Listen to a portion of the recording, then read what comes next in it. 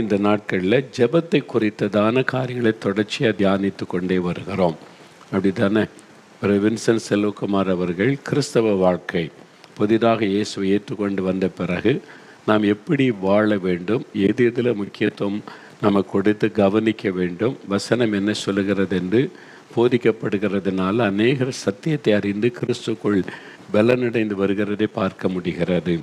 நாம் ஜெபத்தை பற்றி தான ஒரு சின்ன புஸ்தகம், அதில் எழுதப்பட்ட ஜெபத்துக்கான சத்தியங்களை வைத்து தொடர்ச்சியாக தியானித்து கொண்டு வந்தோம். இப்போ கடைசி சாப்டருக்கு நம்ம வந்துட்டோம். நாம் எந்த மாதிரியான ஜெபம்னா என்ன, ஜெபத்தினுடைய வித்தியாசமான பரிமாணங்கள் என்ன, நாம் எப்படி எவ்விதம் நாம் ஜெபம் பண்ணணும் என்பதை குறித்து தொடர்ச்சியாக நாம் தியானித்து வந்தால சோர்ந்து போகாமல் ஜெபிக்கணும், எப்பொழுதும் ஜெபிக்கணும், பரிசுத்த ஆவிக்குள்ளே ஜெபிக்கணும், தேவனுடைய சித்தத்தின்படி ஜெபிக்கணும், விழித்திருந்து ஜெபிக்கணும், உபவாசத்துடன் நம்ம ஜெபிக்கணும், ஒரு மனதுடன் ஜெபிக்கணும், அப்புறம் ஊக்கத்தோடு நாம் ஜெபம் செய்யணும், விசுவாசம் உள்ளவளாக ஜெபிக்கணும், இயேசுவின் நாமத்தில் ஜெபிக்கணும். 10 காரியங்களை தொடர்ச்சியாக நம்ம தியானித்து கொண்டு வந்தோம். இதெல்லாம் மனதில் ஆழமாய் பதித்து கொள்ளணும். ஜெபத்துக்கு ரொம்ப முக்கியம். நம்ம எல்லாருமே ஜெபிக்கிறோம், ஜெபிக்கணும் இப்போ ஆசை வந்து விட்டது. ஜெபிக்காதவங்க இந்த நாட்களில் ஆசீர்வாதத்தை பெற முடியாது. இப்போ நிறைய ஜெபிக்கிறவங்க பெருகிட்டாங்க. அந்த ஜெபத்தை கருத்தாக செய்யணும், ஒரு எஃபெக்டிவாக செய்யணும். அந்த ஜெபத்தை நம்ம வீணாய் போய்விடும்படி நடந்து கொள்ளக்கூடாது. ஜெப நேரம் வீணாகி விடக்கூடாது. அதுக்கு தான் இந்த ஜெபத்தில் நம்ம கற்றுக்கொள்ளுகிறோம். இந்த நாளில் சரி, இப்படிலாம் நீங்கள் உபவாசித்து ஜெபிக்கணுன்றீங்க, ஊக்கத்தோடு ஜெபிக்கணுன்றீங்க, ஒரு மனதோடு ஜெபிக்கணுன்றீங்க, எல்லாம் சொல்கிறீங்க. சரி, ஜெபிக்காமல் இருந்தால் என்ன? அவர் தான் வல்லமை உள்ளவராச்சே. தேவன் வல்லமை உள்ளவர், அற்புதம் செய்கிறவர். அவரால் எல்லாமே செய்ய முடியல. நம்ம ஜெபிச்சு தான் அவர் செய்யணுமா? எதுக்கு? அவரே செஞ்சிட வேண்டியது தானே. அப்போ நான் என்ன எதுக்கு அவர் ஜெபிக்க சொல்லணும் அப்படின்னு சில கேள்வியெல்லாம் எழும்போம். இல்லை, உண்மை தானே? அவர் தான் எவ்வளோ பெரிய தேவன், அவருக்கு தான் எல்லாமே தெரியுமே. நம்முடைய நாவில சொல் பரவாததற்கு முன்பாகவே நம்முடைய நினைவுகளை அறிந்துகிறார் என்று வேதத்தில் பார்க்கும்போது நம்ம ஏன் ஜெபம் பண்ணணும் என்பதாக. அப்படி இல்லை, ஆண்டவர் இயேசுவே சொல்கிறாரு, கேளுங்கள் அப்பொழுது உங்களுக்கு கொடுக்கப்படும், ஆபத்து காலத்தில் நோக்கி கூப்பிடு, நான் உனக்கு விடுதலை தருவேன். அவரே ஜெபிக்க சொல்லியிருக்கிறார். ஜெபிக்கான மாடலை மாதிரி ஜெபத்தை காண்பித்திருக்கிறார். ஜெபிக்க வேண்டும் என்பதை இயேசு நம்ம கற்றுக் கொடுத்திருக்கிறார். அதனால் அந்த ஜெபம் ரொம்ப முக்கியம். நம்ம கட்டாயம் ஜெபிக்க வேண்டும். சரி, நாம் ஏன் ஜெபிக்கணுன்றதற்கு கடைசி ஒரு 3 காரியம் தான் தியானிக்க போகிறோம். இன்றைக்கு ஒரு வசனத்தை நம்ம பார்க்க போகிறோம். 1 தீமோத்தேயு 2ஆம் அதிகாரம் 2வது வசனம் பாருங்கள். 1 தீமோத்தேயு 2ஆம் அதிகாரம் 2வது வசனம், அதாவது 286வது பக்கம் புதிய ஏற்பாட்டில் எடுத்துட்டிங்களா பைபிளில்? அதை பாருங்கள். 2வது வசனம், நாம் எல்லா பக்தியோடும் நல் ஒழுக்கத்தோடும் கலகமில்லாமல் அமைதலுள்ள ஜீவனம் பண்ணும்படிக்கு ராஜாக்களுக்காகவும் அதிகாரமுள்ள யாவருக்காகவும் அப்படியே ஜெபிக்க வேண்டும். என்ன முந்தின வசனத்தில் நான் பிரதானமாய் சொல்லுகிற புத்தி என்னவென்றால், எல்லா மனுஷருக்காகவும் விண்ணப்பங்களையும் ஜெபங்களையும் வேண்டுதல்களையும் ஸ்தோத்திரங்களையும் பண்ண வேண்டும். இது முக்கியமான ஒரு ஆலோசனை. ஆனால் பிரதானமாக என்ற அந்த வார்த்தையை சேர்த்து பவுல் சொல்லுகிறார். எல்லா மனுஷருக்காக நம்ம ஜெபிக்கணும், பிரார்த்தனை பண்ணணும். சுயநலமாக நமக்கு மாத்திரமே ஜெபம் பண்ணி கொண்டு இருக்கக்கூடாது. அப்போ எல்லாருக்காக ஜெபிக்கணும். அப்படின்னா உங்கள் தெருவில் இருக்கிறவங்க, உங்கள் கிராமத்தில் இருக்கிறவங்க, உங்கள் கூட வேலை பார்க்குறவங்க, கூட படிக்கிறவங்க, கூட பழகினவங்க, சொந்தக்காரங்க, நண்பர்கள், இப்படி நிறைய பேரோட நமக்கு பழக்கம் இருக்குதில்ல. எல்லாரும் ரட்சிக்கப்படணும், சத்தியத்தை அறியணும் அப்படின்னு நம்ம ஜெபிக்கணுமா? நான் ஜெபிச்சா அவங்க ரட்சிக்கப்படுவாங்க. உங்கள் ஜெபத்தை வைத்து தான் அவங்களை ஆண்டவர் சந்திக்க முடியும். அதனால்தான் தான் ஆண்டவர் ஜெபிக்கும்படி நம்மை தூண்டுகிறார். சரி, அப்படி நம்ம ஜெபிக்கும்போது என்ன நடக்கணும்? முதலாவது, நம்ம ஏன் ஜெபிக்கணும்னா, அமைதல் உள்ள ஒரு வாழ்க்கை வாழணுமானா கட்டாயம் ஜெபிக்கணும். நம்ம வசிக்கிற இடத்துல அமைதல் உள்ள ஒரு வாழ்க்கை வாழவுக்கு, கிராமமாக இருக்கலாம், பட்டணமாக இருக்கலாம், அல்லது வெளிநாட்டில் போய் வேலை நிமித்தம் போய் சேர்ந்தாங்க, வாடகை வீட்லையோ இல்லை சொந்த வீடோ வாங்கி கூட குடியேறி இருக்கலாம். அந்த இடத்துல நான் நிம்மதியாக இருக்கணும், நான் இருக்கிற இடத்துல நிம்மதியாக இருக்கணும். அதாவது ஒரு அமைதல் உள்ள ஒரு வாழ்க்கை. கச்சாமச்சானி சண்டை சச்சரவு இது மாதிரிலாம் இருக்கக்கூடாது. தீ கொளுத்துறது, அடிக்கிறது, பெருக்கிறதெல்லாம் இருக்கக்கூடாது. அமைதியாக ஒரு காமாக இருக்கணும். ஒரு அமைதலுள்ள ஒரு வாழ்க்கை நான் வாழணும் அப்படின்னு சொன்னால் ஜெபிக்கணும். அதான் வசனம் சொல்லுது. நாம் எல்லா பக்தியோடும் நல் ஒழுக்கத்தோடும் கலகம் இல்லாமல் அமைதலுள்ள வாழ்க்கை வாழும்படிக்கு நீங்கள் ஜெபிக்கணும் அப்படின்னு சொல்லப்பட்டிருக்கிறார். அப்போ நம்ம ஜெபம் பண்ணினால்தான் அமைதலுள்ள சூழ்நிலை நம்ம இருக்கிற இடத்துல உண்டாகும். அதான் அதுக்கு அர்த்தம். அப்போ நம்ம ஜெபிக்க ஜெபிக்க ஜெபிக்க நீங்கள் வசிக்கிற இடத்துல, இருக்கிற இடத்துல, வேலை செய்கிற இடத்துல ஒரு நல்ல ஒரு சூழ்நிலை, அமைதலான ஒரு வாழ்க்கை வாழும்படியான சூழ்நிலை உருவாகும். உங்களுடைய ஜெபத்திற்கு ஒரு வல்லமை உண்டு. அந்த ஜெபிக்க ஜெபிக்க அந்த மாற்றம் வரும் என்பதுதான் ஆவியானவர் நமக்கு சொல்லி கொடுக்கிற முக்கியமான ஒரு வார்த்தை. இதில் ஒரு காரியம் கவனிங்க. எரேமியா 29 அதிகாரம் 7வது வசனம் பாருங்கள். எரேமியா 29 அதிகாரம் 7ஆம் வசனம். இன்றைக்கி நான் பல வெளிநாடுகளுக்கு போயிருந்தேன்ல. இப்போ வந்து இங்கே ஆஸ்திரேலியா, நியூசிலாந்து அது மாதிரி தேசங்களுக்கெல்லாம் போயிருந்த போது நம்ம நாட்டிலேருந்து போய் அங்கே வேலை செய்கிறவங்க, அங்கே நல்லா வசதியாக இருக்கிறவங்களாம் இருக்கிறாங்க. அப்போ மெயினாக இதை தான் அவங்களுக்கு சுட்டி காண்பித்தேன் இந்த வசனம். அந்த வசனம் என்ன சொல்லுது பாருங்கள். எரேமியா 29:7, நான் உங்களை சிறைப்பட்டு போக பண்ணின பட்டணத்தின் சமாதானத்தை தேடி அதற்காக விண்ணப்பம் பண்ணுங்கள். அதற்கு சமாதானம் இருக்கையில் உங்களுக்கும் சமாதானம் இருக்கும். ஆண்டவர் சொல்கிறார். ஆண்டவரே சொல்கிறார். என்ன சொல்கிறார்னா, நான் உங்களை சிறைப்பட்டு போக பண்ணின தேசம், உங்களை ஒரு தேசத்துக்கு நான் அடிமையாக அனுப்புகிறேன், உங்களை சிறை கைதிகளாக அனுப்புகிறேன் அப்படின்னு உங்கள் கைகள் கால்களில் சங்கிலியை மாட்டி உங்களை அந்த தேசத்துக்குள்ளே அடிமையாக கொண்டு போகும்போது எந்த பட்டணத்தில் கொண்டு போய் வைக்கிறாங்களோ அந்த பட்டணத்தின் சமாதானத்தை தேடுங்க, அந்த நாட்டின் சமாதானத்தை தேடுங்க. ஆண்டவரே, இந்த தேசத்துக்கு என்னை கொண்டு வந்திருக்கிறீங்க, இங்கே தான் எனக்கு வேலை கொடுத்துருக்குறீங்க, இங்கே தான் வீடு கொடுத்துருக்குறீங்க, இங்கே எல்லா உரிமையும் எனக்கு கொடுக்கப்பட்டிருக்கிறது. இந்த தேசத்தை நான் நேசிக்கிறேன், இந்த பட்டணத்தை நான் நேசிக்கிறேன், இந்த பட்டணத்தை நீங்கள் நேசிக்கிறதுனால நான் நேசிக்கிறேன், இந்த பட்டணத்தில் அமைதி, சமாதானம், நல் ஒழுக்கம் காணப்படணும், நான் ஜெபிக்கிறேன் அப்படின்னு சொல்லி நீங்கள் இருக்கிற அந்த பட்டணம், இருக்கிற தேசத்தை நேசித்து அதற்காக ஆண்டவரிடத்தில் பிரார்த்தனை பண்ணுவது. அப்படி நீங்கள் ஜெபம் பண்ணும்போது தேசத்தில் கலவரங்கள் இருக்காது, பாதிப்புகள் இருக்காது, தீ கொளுத்துதல் இருக்காது, ஒரு அமைதியான சூழ்நிலை உண்டாகும். அப்போ நம்ம அமைதலுள்ள ஒரு வாழ்க்கை வாழணும், பாதுகாப்புள்ள ஒரு வாழ்க்கை வாழணும்னு சொன்னால் ஜெபிக்கணும். ஜெபம் பண்ணால் தான் அந்த ஆசீர்வாதம் நமக்கு கிடைக்கும். அதுதான் நம்ம பார்க்குற ஆண்டவர் சொல்றார் பாருங்கள்.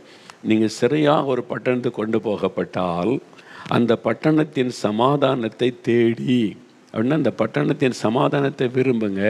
நான் இருக்கிற ஆண்டவரே, இந்த தேசத்தில் சமாதானம் இருக்கணும், கலவரங்களோ குழப்பங்களோ சண்டைகளோ ரத்த சிந்துதலோ இருக்கக்கூடாது. ஆண்டவரே, ஒரு அமைதலுள்ள வாழ்க்கை வாழணும். அதுக்காக இந்த தேசத்தினுடைய ஜனாதிபதியோ பிரசிடெண்டோ அல்லது கிங்கோ அவங்களுக்கு தலைமையில் இருக்கிறவங்களுக்காக நான் ஜெபிக்கிறேன், அதிகாரத்தில் இருக்கிற எல்லாருக்காக ஜெபிக்கிறேன்னு கருத்தாக நம்ம ஜெபிக்கணும். இது ஆண்டவர் நம்ம கொடுத்திருக்கிற ஒரு கட்டளை. அப்போ ஜெபிக்காட்டா பாவம் செய்கிறேன்னு அர்த்தம். ஆண்டவர் ஜெபிக்க சொல்கிறாரு, உங்களுக்கு விலைக்கு சொல்லிட்டாரு, நீங்கள் புரிந்து கொண்டீங்க, மற்றவங்களுக்காக ஜெபிக்கணும்னு தெரிஞ்சுட்டு ஆனால் ஜெபிக்க மாட்டேங்கிறீங்க. அப்போ அது தேவனுக்கு விரோதமான பகை தானே, பாவம் தானே. அப்போ நம்ம மனம் திரும்பி கர்த்தர் எந்த காரியத்துக்கெல்லாம் ஜெபிக்க சொல்லுகிறாரோ அதுக்கு அதிக கவனம் கொடுத்து நம்ம ஜெபிக்கணும். இங்கே ஒரு பட்டணத்தில் நீங்கள் இருக்கிறீங்க, ஒரு தேசத்தில் இருக்கிறீங்கன்னா இந்த தேசம் எப்போவுமே சமாதானமாக இருக்கணும். ஆண்டவரே, உம்முடைய ஆளுகை இந்த பட்டணத்தின் மேலே இருக்கணும், உம்முடைய கரம் இந்த பட்டணத்தின் மேலேருந்து நடத்தணும், இங்கே எப்பொழுதும் ஒரு சமாதானம் இருக்குன்னு நீங்கள் ஜெபிச்சு பாருங்கள், அப்படியே நடக்கும். உங்கள் ஜெபத்தை வைத்து தான் தேவன் அதை செய்ய முடியும். ஆனால் தான் ஆண்டவர் சொல்ல, நம்ம மற்றவங்களுக்காக முக்கியமாக நம்ம எந்த தேசத்தில் இருக்கிறோமோ அந்த தேசம் அங்குள்ள காரியங்களை அறிந்து நம்ம கருத்தாக ஜெபிக்கணும் என்று ஆண்டவர் சொல்லுகிறார். அதுதான் 1 தீமோத்தேயுவில் பார்க்குறோம். 2ஆம் அதிகாரம் 2ஆம் வசனத்தில் 1 தீமோத்தேயு 2:2 என்ன சொல்லியிருப்பாருங்க, நாம் எல்லா பக்தியோடும், அப்புறம் நல் ஒழுக்கத்தோடும், அப்புறம் கலகம் இல்லாமல் அமைதலுள்ள ஒரு வாழ்க்கை வாழும்படி அதிகாரத்தில் உள்ளவங்களுக்காக ஜெபம் பண்ணுங்க. அப்போது அதிகாரத்தில் இருக்கிறவங்கன்னா யார்? ஒவ்வொரு நாட்டில் ஒவ்வொரு காரியம் இருக்கும்.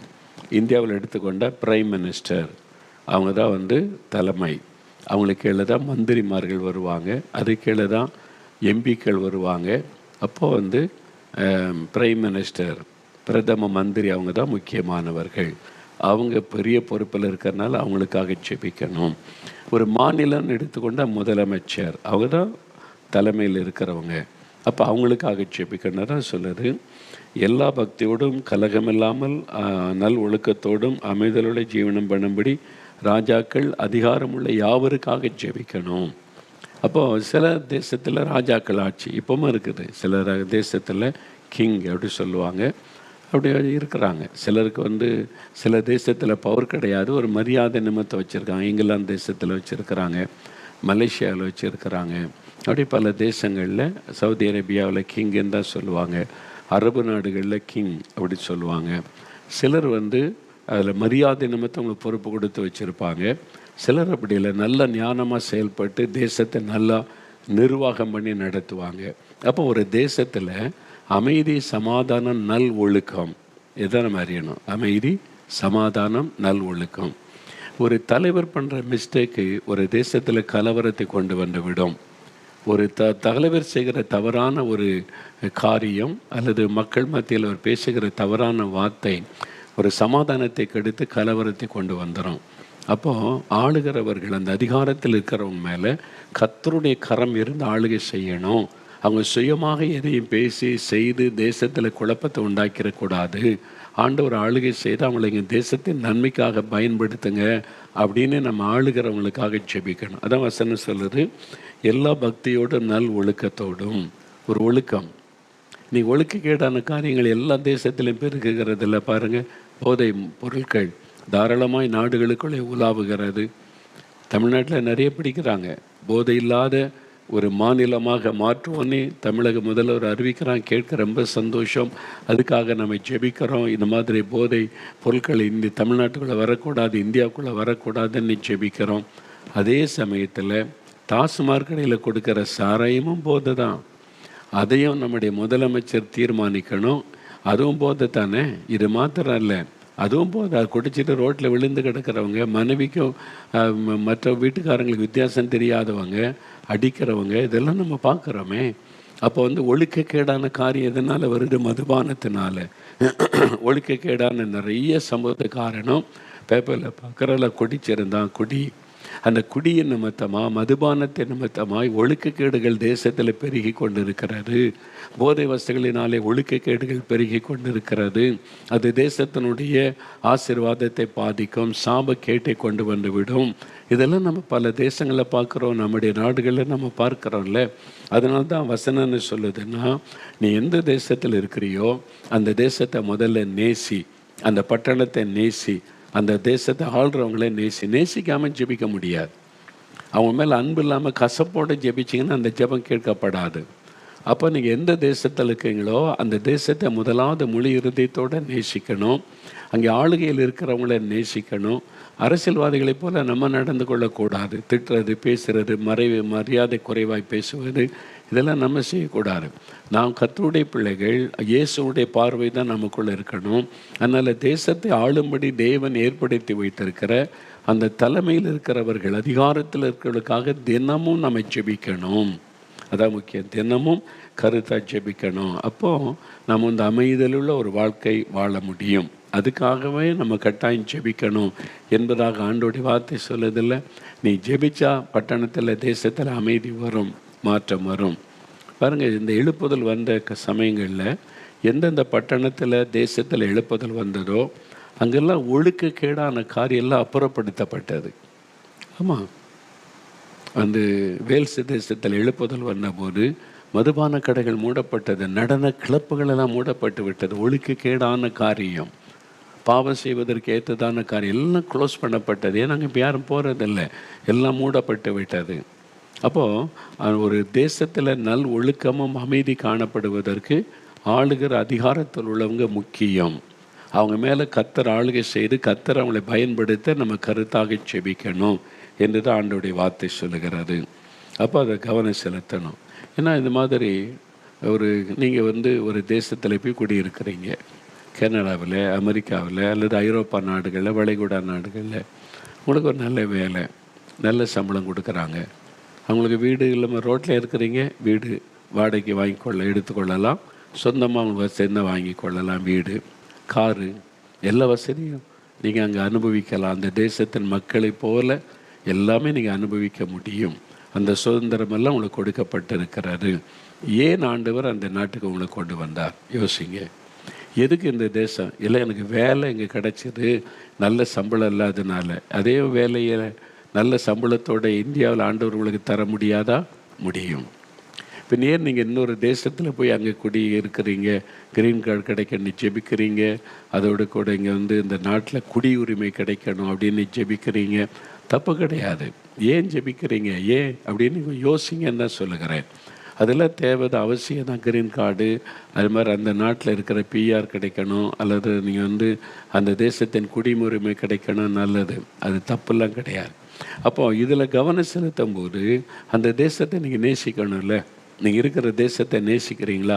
சிலர் அந்த தேசத்தில் உட்காந்துக்கிட்டு அந்த தேசத்தை முறுமுறுத்துக்கிட்டே இருப்பாங்க. என்ன தேசம் இது, இவங்க இப்படி பண்ணுறாங்க, ஆள்றவங்க இப்படி பண்ணுறாங்கன்னு முறுமுறுத்து கொண்டே இருப்பாங்க. அப்படி இல்லை, நேசிக்கணும். அந்த தேசத்தை, அந்த பட்டணத்தை நேசித்து ஜெபிக்கணும். வெறுமனே நேசிக்கிறேன்னு சொன்னால் போதாது, ஜெபிக்கணும். அதான் சொல்லப்பட்டிருக்கு. ஜெபங்கள், விண்ணப்பங்கள், வேண்டுதல்கள், ஸ்தோத்திரங்களை நம்ம பண்ணணும் என்பதாக வேதத்தில் சொல்லப்பட்டு இருக்கிறாரு. ஏன்னு சொன்னால், அப்படி நம்ம ஜெபம் பண்ணும்போது அங்கே அமைதி உண்டாகும், கலவரங்கள் வராதபடி தடுக்கப்படும். அங்கே மத பிரச்சனை, ஜாதி பிரச்சனை, மொழி பிரச்சனை வராதபடி ஒரு அமைதியான சூழ்நிலை உண்டாகும். ஏன்னா அந்த பட்டணம் அமைதியாக இருந்தால் தான் நம்ம அமைதியாக இருக்க முடியும். அந்த பட்டணம் ஆசீர்வதிக்கப்பட்டால் தான் நம்ம ஆசீர்வதிக்கப்பட முடியும். அந்த பட்டணத்தில் சமாதானம் இருந்தால் தான் நம்ம வீட்டுக்குள்ளே நிம்மதியாக இருக்க முடியும். யோசித்து பாருங்கள். அப்போ அந்த பட்டணத்தில் சமாதானம் இல்லைன்னா எல்லாருமே பாதிக்கப்பட்டு விடுவோம். அதனால தான் ஆண்டவர் சொல்லுகிறார் தெளிவாக, நீங்கள் சிறைப்பட்டு போக பண்ணின தேசத்தின் சமாதானத்தை தேடி. அப்படின்னா சமாதானம் வரணும்னு விரும்பாத ஒரு காரியத்தை ஆண்டவர் செய்ய மாட்டார். முதல்ல நம்ம விரும்பணும். எந்த ஒரு காரியத்தை தேவனிடத்தில் பெற்றுக்கொள்ள நினைக்கிறோமோ அதை விரும்பி கேட்கிறதை கர்த்தர் நிறைவேற்றி தருவார். அப்போ இந்த இருக்கிற பட்டணத்தில் ஒரு சமாதான நல்வொழுக்கம் காணப்படணும்னு விரும்பணும். நீங்கள் இருதயத்தில் விரும்பி ஜெபிக்கும்போது அதை ஆண்டவர் நிறைவேற்றி தருவதை நீங்கள் பார்க்க முடியும். அப்போ நீங்கள் எந்த தேசத்தில் இருக்கிறீங்க? இந்தியாவில் இருக்கிறீங்கன்னா உங்களுடைய தாய்நாடு, ஆண்டவரை துதிங்க. அது கூட கர்த்தர் உங்களுக்கு கொடுத்த ஆசீர்வாதம். சிலர் என்கிட்ட கேட்பாங்க, பிரதர் பல நாட்டுக்கெல்லாம் போயிருக்கிறீங்க, எந்த நாடு உங்களுக்கு ரொம்ப பிடிக்கும், எந்த நாட்டில் நீங்கள் தங்க விரும்புகிறீங்கன்னு கேட்பாங்க. சிலர் அறிந்து கொள்ள நான் என்ன சொல்லுவேன்னா, உண்மையே சொல்லுவேன், 4 மாவடியில் எனக்கு இருக்குன்னு ஆசை. அதனால் என் தேசம் கர்த்தர் என்னை எந்த நாட்டில் வச்சது அது பெஸ்ட். ஆண்டவர் இந்த தேசத்தை நல்லா வச்சிருக்கிறார், ஆசீர்வதித்து வச்சிருக்கிறார், அங்கே தான் நான் இருக்க விரும்புகிறேன் என்பதாக. ஆமாம் பிரியமானவள், அது உண்மையாக ஏன்னா என்னுடைய விருப்பம் அதுதான். அதனால் அதான் சொல்லுவேன். சிலர் சொல்லுவாங்க, நீங்கள் அப்படியே ஓடிக்கிட்டே இருக்கிறீங்க, ஒரு 4 நாள் ரெஸ்ட் எடுங்க, மீட்டிங்கே வேண்டாம், வாங்க 4 நாள் ரெஸ்ட் எடுத்துகிட்டு போங்க, நான் எல்லா அரேஞ்ச்மெண்ட்ஸை நான் பண்ணித்தர்றேன், எல்லா ரூம்ஸ் எல்லாம் ரெடி பண்ணி தர்றேன், நீங்கள் யாரும் டிஸ்டர்ப் பண்ண மாட்டாங்களான்னு சொல்லி. நான் சொல்வேன், பிரதர் 4 நாள் கிடைச்சா அதுக்கு இவ்வளோ தூரம் பிரயாணப்பட்டு இன்னொரு நாட்டில் இருக்குன்னு சொல்கிறீங்க, அந்த 4 நாள் கிடைக்காதா? நான் 4 மாவடியில் இருக்குன்னு விரும்புகிறேன், கிடைக்க மாட்டேங்குது அப்படின்னு தான் வேதனையோடு சொல்லுவேன். ஏன்னா ஒன்று முடிஞ்சால் அடுத்தது அந்த ஊழிய திட்டங்களை, ஆண்டவர் கொடுத்த வேலைகளை நிறைவேற்றி முடிப்பதற்கு நாட்கள் போதவில்லை. ஏன்னா இப்போ தான் அதிகமாக செய்கிறேன், ஏன்னா நீ கொஞ்ச காலம்தான் இருக்கிறேன், இன்னும் அதிக நாட்கள் இல்லை. அதனால தான் ஜெபத்தை தீவிரப்படுத்தணும், அதிகப்படுத்தணும். நீங்கள் எந்த தேசத்தில் இருக்கீங்களோ அந்த தேசத்தை நேசிங்க, அந்த தேசத்தின் அரசாங்கத்தை நேசிங்க. அவங்க எந்த கட்சி வேணாலும் இருக்கட்டும், இப்போ அவங்க ஆளுகையில் இருக்கிறாங்க, கர்த்தரால் தான் கொண்டு வரப்பட்டிருக்கிறாங்க, அவங்கள நேசிங்க, அவங்களுக்காக ஜெபிங்க. தினந்தோறும் ஒரு 5 நிமிடமாவது ஜெபம் பண்ணுங்க. உங்களுடைய குடும்ப ஜெபத்தில் ஜெபம் பண்ணுங்க, தனி ஜெபத்தில் ஜெபிங்க. அது மாதிரி நீங்கள் ஜெபிக்க அந்த தேசத்தில் ஒரு பெரிய ஆசீர்வாதம் வரும், அமைதி, சமாதானம். அப்போ நீங்கள் அமைதியான ஒரு வாழ்க்கை வாழ முடியும். அதுக்கு தான் ஆண்டவர் சொல்கிறாரு, நீங்கள் அதை நேசித்து அதற்காக ஜெபம் பண்ணுங்கள் என்று. நம்ம ஜெபிக்காட்டா என்ன நடக்கும் அப்படின்னு நினைக்கிறீங்களா? ஆண்டவர் ஜெபிக்க சொல்கிறார்ல, ஆண்டவர் விளையாட்டை சொல்லுவாரா, அல்லது முக்கியம் இல்லாததை செய்ய சொல்லுவாரா, அது முடியாததை செய்ய சொல்லுவாரா? முடியும், நீங்கள் ஜெபிக்கணும். ஏன்னா அவங்க ஜெபத்தை வைத்து தான் அவர் தேசத்தில் காரியத்தை செய்ய முடியும். அதனால் ஆண்டவர் ஜெபத்தை எதிர்பார்க்கிறார். நீங்கள் பாருங்களேன், வேத புஸ்தகத்தில் நான் பல முறை சொல்லியிருக்கிறேன், திரும்ப ஒருக்க ஞாபகப்படுத்தினார் நல்லது. நீங்கள் வேத புஸ்தகத்தில் 2 சாமுவேல் 24 அதிகாரம் 1வது வசனத்தை நீங்கள் வாசிக்கும்போது, ஒரு காரியம் நடக்கிறதே வேத புஸ்தகத்திலே நம்ம வாசிக்கிறோம். அதில் முதலாவது 1 நாளாகமும் 21ஆம் அதிகாரம் 1வது வசனம். இந்த ரெண்டும் ஒரே காரியத்தை பற்றி தான் பேசுகிறது. அதில் 1 நாளாகமும் 21ஆம் அதிகாரம் 1வது வசனம் பாருங்கள். சாத்தான் இஸ்ரவேலுக்கு விரோதமாக எழும்பி இஸ்ரவேலை தொகையிடுவதற்கு தாவீதை ஏவி விட்டது. சாத்தான் பார்த்தீங்களா, சும்மா ஒரு தேசத்துக்கு விரோதமாக எழும்புவான், ஒரு பட்டணத்துக்கு விரோதமாக எழும்புவான். இதுதான் நீங்கள் அறிந்து கொள்ளணும். ஒரு தேசத்துக்கு விரோதமாக சாத்தான் எழும்பி, பார்த்தீங்களா, இஸ்ரவேலருக்கு அவங்க தேவனுடைய பிள்ளைகள் அழைக்கப்பட்டிருக்கிறாங்க, அவங்க ரொம்ப சந்தோஷமாக இருக்காங்க, அவங்களுக்குள்ள அறிவை கொண்டு வரணும், அவங்களுக்குள்ள பாதிப்பை கொண்டு வரணும், அவங்க சந்தோஷமாக இருக்க விடக்கூடாது. இதுக்கு தான் சாத்தான் செயல்படுவான். அப்போ பாருங்கள், அவன் எழும்பி இஸ்ரவேலுக்கு விரோதமாக எழும்பி தாவீதை ஏவினானாம். சாத்தான் யாரை ஏவினா? தாவீதை. தாவீதை யார்? அபிஷேகம் பண்ணப்பட்டவர். பாருங்கள், இன்பமாய் சங்கீதங்களை பாடி ஆண்டவரை துதித்தவர், எப்போதும் கர்த்தருடைய பிரசன்னத்தில் துதித்து கொண்டே இருக்கிறவர். அந்த தாவீதை, தேவனால் தெரிந்து கொள்ளப்பட்ட அபிஷேகம் பண்ணப்பட்ட தாவீதை சாத்தான் பயன்படுத்தி ஒரு தேசத்திலே சாபத்தையும் அழிவையும் கொண்டு வந்து விட்டான். எல்லாம் அறிந்து கொள்ளுங்க. அதனால தான் ஆண்டவர் சொல்ல, ஜெபம் பண்ணுங்க. உங்கள் நாட்டில் ஒரு சாபக்கேடை கொண்டு வரணும், பாதிப்பை உண்டாக்கணுமானா உங்கள் லீடரை சாத்தான் ஏவி ஒரு தப்பான காரியத்தை செய்ய வச்சிட்டா போதும், அவ்வளோதான், பாதிப்பு வந்துவிடும். அதனால் ஆண்டவர் குறிப்பாக சொல்லுகிறார், ஆளுகையில் அதிகாரத்தில் உள்ளவங்களுக்காக ஜெபம் பண்ணுங்கள் அப்படின்னு ஆண்டவர் சொல்ல காரணம் தான்.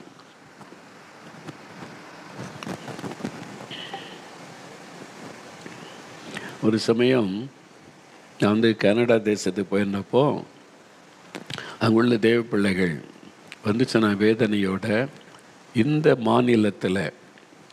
மாநிலத்தில் பிரீமியர் அப்படின்னு நம்ம அங்கே சீஃப் மினிஸ்டர்னு சொல்கிறோம்ல, முதலமைச்சர், அது பிரீமியர் அப்படின்னு சொல்லுவாங்க.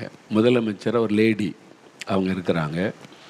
அந்த அம்மா சின்ன பிள்ளைகளுக்கு, அதாவது எல்கேஜி யூகேஜி முடித்து ஃபஸ்ட்டு செகண்ட் தேர்டு, ஒரு 3ஆவது வகுப்புலேருந்துன்னு வைங்களேன், 3rd ஸ்டாண்டர்ட்னா கூட அவங்களுக்கு என்ன வயசு, 8 வயசு அவ்வளோதான் இருக்கும்.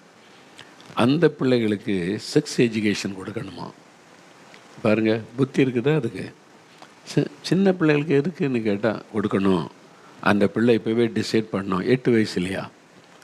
பாருங்கள், ஒரு தேசத்தில் சீஃப் மினிஸ்டராக கொண்டு வந்தால் அந்த அம்மா பாடத்திட்டத்தெல்லாம் கொண்டு வந்து ஆட்சியில் இருக்காங்கல்ல, அவங்க இஷ்டப்படி செய்கிறாங்க. பெற்றோருக்கு ரொம்ப துக்கம். எப்படி கவர்மெண்ட்டை எதிர்த்து ஒன்றும் செய்ய முடியாது, அந்தம்மா பதவியில் இருக்குது. இது நம்ம 8 வயசு பிள்ளைக்கு இதெல்லாம் தேவையா அவனை கேட்டால் தேவை. சின்ன வயசில், ஏன்னா அந்தம்மா மேடையில் ஒரு முறை ஒரு ஃபங்க்ஷனில் வந்தம்மா மேடையில் அது ஒரு லேடி, அந்தம்மா இன்னொரு லேடியை கூட்டிகிட்டு வந்து சொல்லுது, இது என் சீஸ் மை ஹஸ்பண்ட் அப்படின்னு சொல்லுது. எப்படி இருக்குன்னு யோசித்து பாருங்கள். ஒரு தேசத்தை ஆள்ற ஒரு சீஃப் மினிஸ்டரு மேடையில் எல்லாருக்கும் மத்தியில் ஒரு பொம்பளை கூட்டிகிட்டு இவ தான் என்னுடைய கணவர் அப்படின்னு சொல்லுது. சமுதாயத்தை சீரழிக்கிற காரியம் அது. அந்த பாவத்தில் இருந்தால் இருந்துருப்போம். அது எதுக்கு பப்ளிக்கில் சொல்லி, அதனால் அந்த மைண்டில் எல்லாரும் இந்த பழக்கத்தில் கொண்டு வந்துடணும். இது தப்பு கிடையாது, பாவம் கிடையாது, அதை ஏற்றுக்கொள்ளணும். சின்ன வயசில் 8 வயசுலேயே மைண்டில் ஏற்றிடணும். அதனால் நீ எப்படி இருக்கலாம்னு சொல்லி இந்த மாதிரி பாடத்திட்டத்தெல்லாம் கொண்டு வர்றது. பெற்றோருக்கு என்னடா இந்த நாட்டில் நம்ம இருக்க முடியுமா, நம்முடைய பிள்ளைகளுடைய எதிர்காலம் என்ன, நம்முடைய கலாச்சாரம் என்ன, இங்கே ஒரு கலாச்சாரத்துக்கு மதிப்பே இல்லை, இஷ்டப்படி வாழலான்றாங்க, இது பிள்ளைகளை பாதிக்குமேன்னு சொல்லி. அப்போ அதுக்கு ஒரு என்ன செய்கிறது, யார் போய் பேச முடியாது. ஒரே வழி ஜெபம். எல்லாம் ஜெபிங்க. 3 நாள் உபவாசம் நடந்தது. குறிப்பாக எல்லாம் ஜெபம் பண்ணுங்க இந்த காரியத்துக்காக. ஆண்டவரே, எங்கள் தேசத்தில் இது நடக்குது, அதிகாரத்தில் உள்ளவங்களால் பாதிப்பு வருது, எங்கள் குழந்தைகள் பாதிக்கப்படுறாங்க, நீங்கள் தான் உதவி செய்யணும். எல்லாரும் ஜெபம். அந்த டைம் மறுபடியும் தேர்தல் வரப்போகுது, மறுபடியும் அந்த அம்மா நிற்க போகுது, தேர்தல். அந்த டைமில் ஜெபம் பண்ணால் கர்த்தர் அந்த அம்மா வீட்டுக்கு அனுப்பிட்டார். தோல்வி அடைஞ்சு வெட்கப்பட்டு அந்த அம்மா போயிட்டா. வேறொரு சீஃப் மினிஸ்டர் பிரீமியர் வந்த உடனே இதெல்லாம் எடுத்துட்டார். சின்ன பிள்ளைகளுக்கு இதெல்லாம் இருக்குது, 8 வயசு பிள்ளைகளுக்கு இந்த பாடத்திட்டம்லாம் தேவையில்லை. பார்த்தீங்களா? அப்போ பிள்ளைகள் பாதுகாக்கப்பட்டாங்க. அப்போ அந்த தலைவர், அந்த சீஃப் மினிஸ்டரோ பிரைம் மினிஸ்டரோ, அவரை பிசாசு பிடித்து சமுதாயத்தை பாழாக்கிடுவான், ஒழுக்கக்கேடானதெல்லாம் கொண்டு வந்துடுவான். அதனால தான் வசனம் சொல்லுது, நல் ஒழுக்கம் சமாதானம் காணப்பட அதிகாரத்தில் உள்ளவங்களுக்காக ஜெபம் பண்ணுங்க என்பதாய் ஆண்டவர் சொல்லி வைத்திருக்கிறார். பார்த்தீங்களா? அப்போ சாத்தான் தாவீதையே ஏவி ஒரு பெரிய சாபத்தை மக்களுக்குள்ளே கொண்டு வந்துட்டான். ஒரே நாளில் 75,000 பேர் இறந்துட்டாங்க. அது எதனால்? அந்த மக்கள் என்ன தப்பு பண்ணாங்க? தாவீதனுடைய பாவம் தவறுனால சாத்தானுக்கு செவி கொடுத்துட்டார். அந்த ஏவுதல் கர்த்தர் பேசுகிறாரா சாத்தான் பேசுகிறாருன்னு அவரால் கண்டுபிடிக்க முடியல. அவர் சில சமயத்தில் நிறைய காரியத்தில் பிஸி ஆகிட்டா கவனம் செலுத்தாட்ட அப்படி தான் சாத்தான் உள்ளே நுழைந்து விடுவான். அப்போ அந்த மாதிரி தலைவர்களை பயன்படுத்தி தேசத்தை அவன் பாழாக்கிடுவான். பாருங்கள், இத்தனை தேசத்தில் பஞ்சம், நிறைய தேசத்தில் பஞ்சம் வரைக்கும் யார் காரணம்னா ஆளுகிற அதிகாரத்தில் உள்ளவங்க. லஞ்சம், ஊழல், அவங்க கொள்ளையடிக்கிறது, அதுதான் நாட்டையே பாதிக்கிறது. அப்போ அவங்களுடைய தேசத்தில் அமைதி, செழிப்பு, நன்மை உண்டாயிருக்கணுமானா அவங்களுக்காக நீங்கள் ஜெபிக்கணும். ஆண்டவரே, அவங்க மேலே நீங்கள் ஆளுகை செய்யுங்க, அவங்கள நீங்கள் பயன்படுத்துங்க. அவங்க சுயநலமாக செயல்படக்கூடாது, தேவ திட்டத்தை நிறைவேற்றணும், எல்லா மக்களுக்கு ஆசீர்வாதமாக இருக்கணும். நீங்கள் கருத்தாக ஜெபிச்சு பாருங்கள், அவங்கள கர்த்தர் செயல்பட வைப்பார், கர்த்தர் அவளை பயன்படுத்துவார். நீங்கள் ஜெபிக்காமல் விட்டுட்டீங்கன்னா பிசாசு அவங்கள கையில் எடுத்து தன்னுடைய திட்டத்தை தேசத்தில் நிறைவேற்றி விடுவான். அதனால தான் ஆண்டவர் சொல்கிறார், நீங்கள் நிம்மதியான ஒரு வாழ்க்கை வாழணுமானா ஜெபம் பண்ணுங்க, அதிகாரத்தில் உள்ளவர்களுக்காக ஜெபம் பண்ணுங்க என்று ஆண்டவர் தெளிவாக சொல்லியிருக்கிறார். இப்போ இதே காரியம்தான் நம்ம 2 சாமுவேல் 24:1 நம்ம பார்க்குறோம். 2 சாமுவேல் 24:1 சொல்லப்பட்டு பாருங்க, கர்த்தருடைய கோபம் திரும்ப இஸ்ரவேலின் மேல் மூண்டது. பார்த்தீங்களா? கர்த்தருடைய கோபத்தை இந்த தேசத்தின் மேலே கொண்டு வரணும். நம்ம இந்த தேசத்தில் நுழைஞ்சு ஒன்றும் செய்ய முடியல. கர்த்தரை கோபப்படுத்துகிற மாதிரி இவங்க நடந்து கொண்டால் இவங்க சாபத்துக்குள்ளாகிடுவாங்க, கர்த்தராலே இவங்களுக்கு பாதிக்கப்படுவான்னு சொல்லி கர்த்தருடைய கோபம் திரும்ப இஸ்ரவேலின் மேல் மூண்டது. இஸ்ரவேல் யூதா என்பவர்களை லக்கம்பார் என்று அவர்களுக்கு விரோதமாய் சொல்லுகிறதற்கு தாவீது ஏவப்பட்டான். தாவீதுக்குள்ள என்ன வந்தது? ஏவுதல். இதில் தான் ரொம்ப கவனமாக இருக்கணும். தேவ சித்தமாக என்னென்பதில் தெளிவாக நீங்கள் அறிந்து கொள்ளணும். ஏவப்படுறதெல்லாம் சரின்னு சொல்லிட முடியாது. தாவீதையே பிசாசு ஏவி விட்டான் என்பதாய் நாம் பார்க்கிறோம். அப்போ அவர் செய்த ஒரு மிஸ்டேக்குனால ஜனங்களை கணக்கெடு, யூதா தனியாக மற்ற கோத்தரத்தார் தனியாக அப்படி எடுக்க சொல்லுகிறார். அதுங்க தான் பிரிவினை உண்டாக்குற ஆளுகிற தலைவர்கள் பிரிவினை உண்டாக்குவார். இன்றைக்கி நிறைய தேசத்தில் ஜனத்துக்கு விரோதமாக ஜனம், இதுக்கெல்லாம் முக்கிய காரணம் லீடர். நீங்கள் நல்லா பார்த்தீங்கன்னா பின்னால் பார்த்த சரித்திரத்தை யாரோ ஒரு லீடர், அவன் சொன்ன ஒரு வார்த்தை, அவன் செய்த ஒரு செயல் மக்களுடைய மனதுக்குள் இந்த அன்பை எடுத்து கசப்பை வெறுப்பை உண்டாக்கி அதனால் ரத்த ஆறு ஓடுகிற சூழ்நிலை. நீ யோசித்து பாருங்கள், உங்கள் தேசத்தில் கொஞ்சம் ஹிஸ்ட்ரி பாருங்கள், 40 வருஷத்துக்கு முன்னால் என்ன நடந்தது, யாரால் இதை ஆரம்பிச்சது பாருங்கள், அதிகாரத்தில் உள்ளவங்களால். அப்போது அதனால தான் ஆண்டவர் சொல்கிறார், அதிகாரத்தில் உள்ளவங்களுக்காக நீங்கள் ஜெபிக்க மறந்துடக்கூடாது. அதிகாரத்தில் உள்ள ஏன்னா அப்போ தான் நீங்கள் நிம்மதியாக வாழ முடியும். அப்போ கருத்தாக பாரம் எடுத்து அவங்களுக்காக ஜெபிக்கணும். முதல்ல அவங்களுக்காக ஆண்டவரை துதிக்கணும். எங்களுக்கு நல்ல பிரதமர், ஜனாதிபதி, அமைச்சர்களை தந்ததற்காக ஸ்தோத்திர ஆண்டவரே அப்படின்னு சொல்லி நல்ல ஸ்தோத்திரம் பண்ணிவிட்டு அவங்க மேலே நீங்கள் ஆளுகை செய்யுங்க, அவங்கள நீங்கள் பயன்படுத்துங்க. மாம்சத்தில் தீர்மானம் எடுக்கக்கூடாது, மனுஷ ஆலோசனை கேட்டு தீர்மானிக்கக்கூடாது. ஆவியானவரே அவங்களுக்கு நல்ல தீர்மானத்தை கொடுத்து எங்களுடைய தேசத்தில் ஒரு ஆசீர்வாதம் உண்டாகணும் அப்படின்னு நம்ம ஜெபிக்கும்போது தேசத்தில் அட்மாஸ்பியர் மாறும், அந்த சூழ்நிலை மாறும். அப்போ நம்ம நிம்மதியாக சமாதானமாய் அங்கே குடியிருக்க முடியும். அதனால தான் நம்ம ஜெபிக்க வேண்டியதன் அவசியம் என்னென்னா, அப்போ தான் அமைதலுள்ள ஒரு சந்தோஷமான வாழ்க்கை வாழ முடியும். அதுக்கு நம்முடைய ஜெபம் அவசியம் என்பதை மறந்துடக்கூடாது. சரியா? அதனால் இந்த வசனத்தை நல்லா குறித்து வைத்து கொண்டு 1 தீமோத்தேயு 2 முதல் சில வசனங்கள். அப்போ எல்லா மனுஷருக்காக ஏன் ஜெபிக்க சொல்கிறாருன்னா 14 வசனம் பாருங்கள். 1 தீமோத்தேயு 2:4 எல்லா மனுஷரும் ரட்சிக்கப்படவும் சத்தியத்தை அறிகிற அறிவை அடையவும் அவர் சித்தமுள்ளவராக இருக்கிறார். அப்போ எல்லாருக்காக நம்ம ஜெபிக்கணும். ஏன்னு சொன்னால் எல்லாரும் ரட்சிக்கப்படணும், ஆண்டவர் அதை விரும்புகிறார். எல்லாரும், எல்லா பாஷைக்காரர்களும் வரணும், எல்லா இனத்தவரை ரட்சிக்கப்படணும், எல்லாரும் பரலோகத்துக்கு வரணும். அப்போ அவங்க ரட்சிக்கப்பட்டு அவங்க ஆயத்தமாகணும். அப்போ அதனால தான் நீங்கள் எல்லாருக்காக ஜெபம் பண்ணுங்க என்பதாய் ஆண்டவருடைய வார்த்தை சொல்லுகிறார். அதனால் முதலாவது நாம் இருக்கிற இடத்துல, வேலை செய்கிற இடத்துல, வசிக்கிற இடத்துல, பிஸ்னஸ் செய்கிற இடத்துல ஒரு அமைதியான வாழ்க்கை. வேலைக்கு போகிறீங்க, அங்கே உள்ள சூப்பர்வைசர் லீடர் பார்த்துட்டு உங்களை ஏதாவது குறை சொல்லிக்கிட்டே இருக்கார். நீ சரியில்லை, இது சரியில்லை, பாரு இது செஞ்சே தப்பு, அது கரெக்டாக இருந்தால் கூட தப்புன்னு சொல்லி உங்களை வேதனைப்படுத்திக்கிட்டே இருக்காங்கன்னா, ஒரு அமைதியிலான சூழ்நிலை இருக்காது வேலையில். சிலருக்கு டென்ஷன், கோபம், எரிச்சல், ஏன்டா இந்த வேலைக்கு போகணும் அப்படின்ற ஒரு எண்ணம்.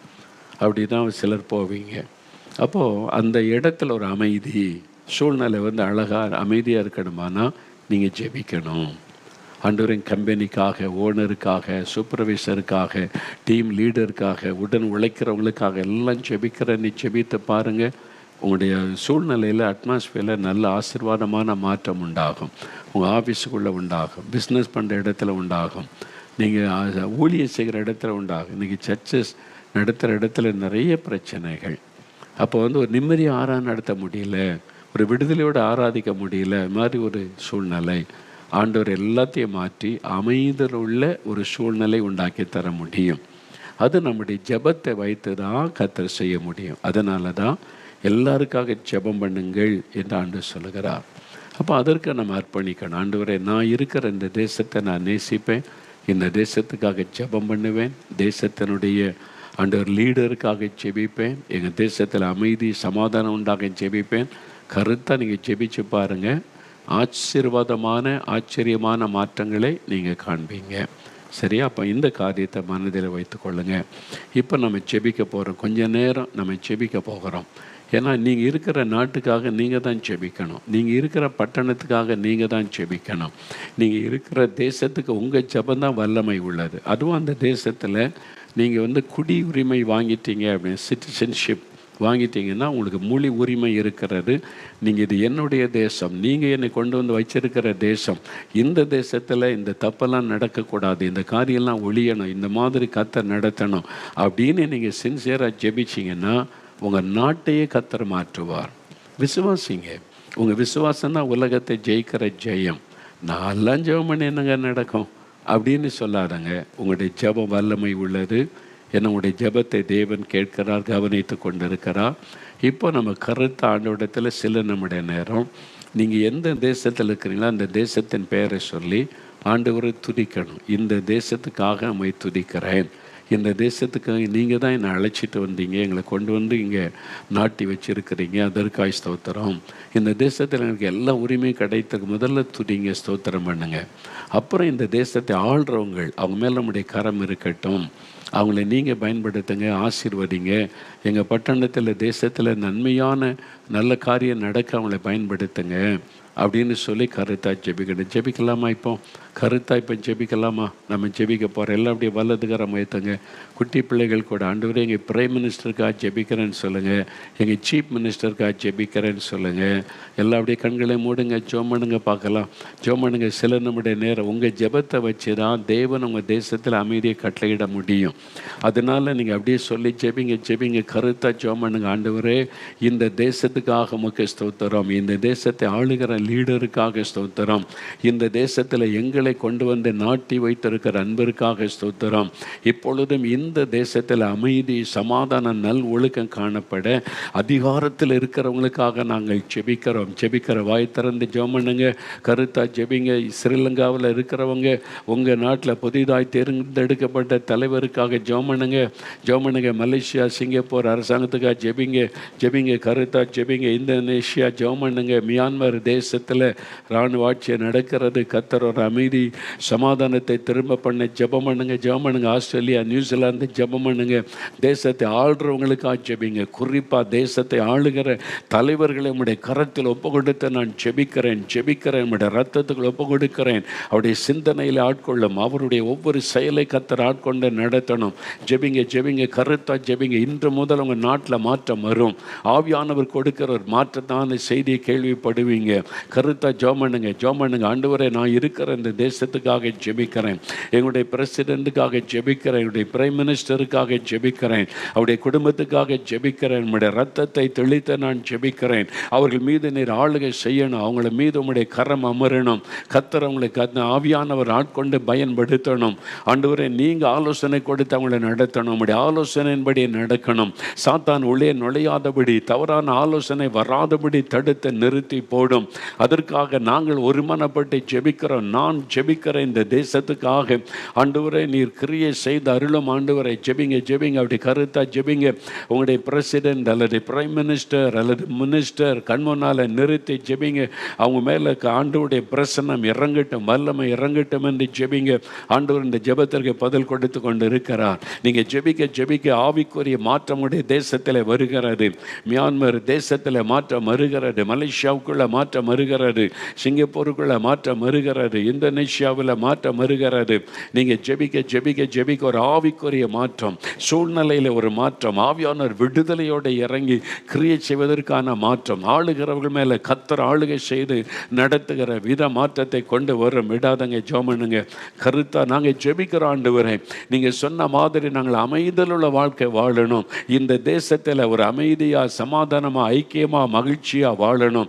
இந்த தேசத்தில் கலவரங்களோ, ரத்த சிந்துதலோ, குண்டு வெடிப்புகளோ இருக்கக்கூடாது. இந்த தேசத்தில் வறுமையோ, பஞ்சமோ, இந்த மாதிரி பொருளாதார பிரச்சனையோ, சரிவுகளோ இருக்கக்கூடாது. இந்த தேசம் ஆசீர்வதிக்கப்படணும். நான் இருக்கிற தேசம், நீர் என்னை கொண்டு வந்து வைத்திருக்கிற தேசம், நான் ஆசீர்வதித்தை ஜெபிக்கிறேன். அதிகாரத்தில் நீங்கள் கிரியை செய்யுங்க, ஆளுகிறவர்கள் மேலே நீங்கள் ஆளுகை செய்யுங்க. நன்மையான காரியம் நடக்கட்டும், தீமைகள் எல்லாம் ஒழியட்டும். எங்களுடைய தேசத்தின் நன்மைகளை திருடுகிற பிசாசின் வல்லமைகள் எல்லாம் அழியட்டும். உங்களுடைய கரத்தில் ஒப்பு கொடுக்கிற ஆண்டவரே, ஜெபிக்க ஜெபிக்க ஜெபிக்க உங்கள் நாட்டுக்குள்ள மாற்றம் வருகிறது. உங்கள் தேசத்தில் ஆசீர்வாதமான மாற்றம் வருகிறது. பாவங்களை எல்லாம் ஒழிய பண்ண ஆண்டவரே, அசுத்த கிரியைகள் ஒழிய பண்ண ஆண்டவரே, நல் ஒழுக்கம் காணப்பட ஆண்டவரே, அதற்காக ஜெபிக்கிறோம். கர்த்தர் ஜெபத்தை கேட்டார். உங்களுடைய ஜெபம் கேட்கப்பட்டது. இதே மாதிரி தினமும் உங்களுடைய குடும்பத்தில் ஜெபிங்க. பெரிய மாற்றம் உங்களுடைய நீங்கள் இருக்கிற தேசத்தில் உண்டாவதை காண்பீங்க. ஆண்டவருக்கு நன்றி சொல்லுங்கள். இப்போ அப்படியே கரம் உயர்த்தி, தகப்பனே, எங்களுடைய ஜெபத்தை கேட்டீர், பதில் தந்து விட்டீர், ஸ்தோத்திரம்.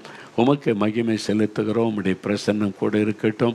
நாளை தின ஆராதனையில் உம்முடைய பிரசன்னம் இருக்கவும் ஒரு எழுப்புதல் அக்கினி போடப்பட ஜெபிக்கிறோம். கர்த்தர் அப்படி ஆசீர்வதித்து விட்டதற்காக ஸ்தோத்திரம். இயேசு கிறிஸ்துவின் நாமத்தில் ஜெபிக்கிறோம் பிதாவே. ஆமேன் ஆமேன். என் ஆத்துமாவே கர்த்தரை சோஸ்தரி, என் முழு உள்ளமே அவருடைய பரிசுத்தமுள்ள நாமத்தை சோஸ்தரி. என் ஆத்துமாவே கர்த்தரை சோஸ்தரி, அவர் செய்த சகல உபகாரங்களையும் மறவாதே. ஆமேன் ஆமேன். God bless you. மறுபடியும் நாளைக்கு சந்திக்கலாம். ஆண்டவருடைய கரம் உங்களோடு இந்த வழி நடத்துவதாக.